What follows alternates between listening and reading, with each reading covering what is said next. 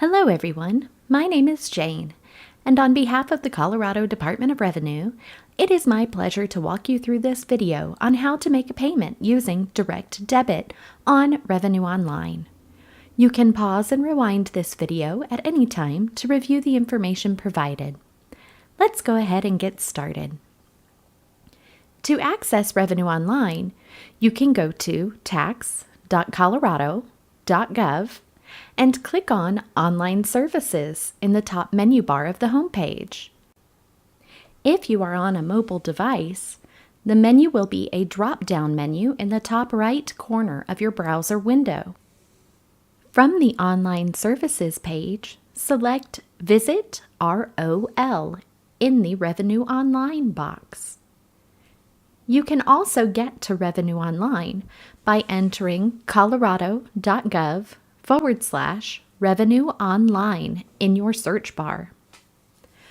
Revenue Online direct debit payments require a login, so we're going to type in our username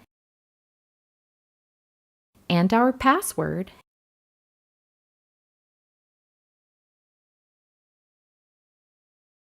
and select Log In. On our account page, we will see the various actions that we can take on our account. In this example, we are looking for our sales tax account with a balance due for the return we recently filed.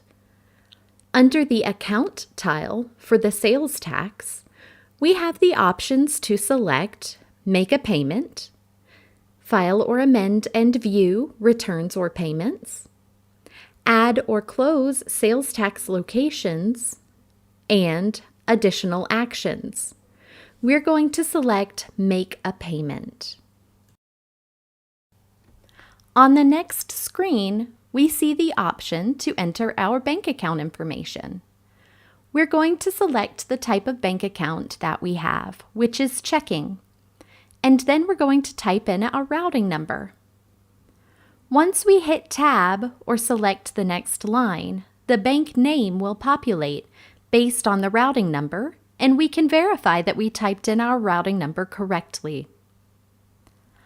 On the account number line, we're going to enter our bank account number.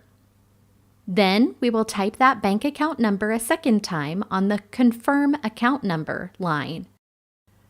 We can select whether or not we would like Revenue Online to save our bank information for future use. For this demonstration, we will choose No. In the next box, the Payment box, we can choose which type of payment we are making from the drop-down menu.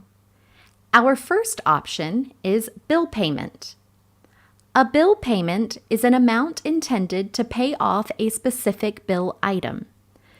Bill payments are also used to pay on a payment plan. If the period for a bill payment is left blank, it will pay off periods with a balance, starting with the oldest period first. Also, please note that bill payments cannot be set to process at a future date. Our second option is Return Payment. A return payment is an amount intended to pay off a return that has been filed. Since we are making the payment for our recently filed sales tax return, we will choose Return Payment. On the period line, we will choose the last date of the filing period for the return we recently filed, which is April 30th of 2023. On the payment date line, we'll choose the date we want this payment to initiate. We'll choose today's date, but you can choose a future date by selecting the calendar icon. Please note that if this is the first time that you have made a payment through direct debit on Revenue Online, your bank account will have to be verified in our system. This will cause a slight delay in the payment showing as posted on your account. However, this processing delay will not cause the payment to be late, since it will have the effective date that you list here on the payment date line once it posts. After choosing our payment date, we will then enter the amount that we would like to pay on the amount line. For our April sales tax return, we had $150.26 due. So we'll type that amount on the amount line, and we'll type that amount a second time on the confirm amount line to make sure that we have not made any mistakes in the amount we want to pay. Before we confirm our payment, we want to make sure that we do not have an ACH debit block with our bank. If you do have an ACH debit block with your bank, you will need to contact your bank to request the number D8460000537 be added to the debit block filter. Otherwise, your payment will be rejected.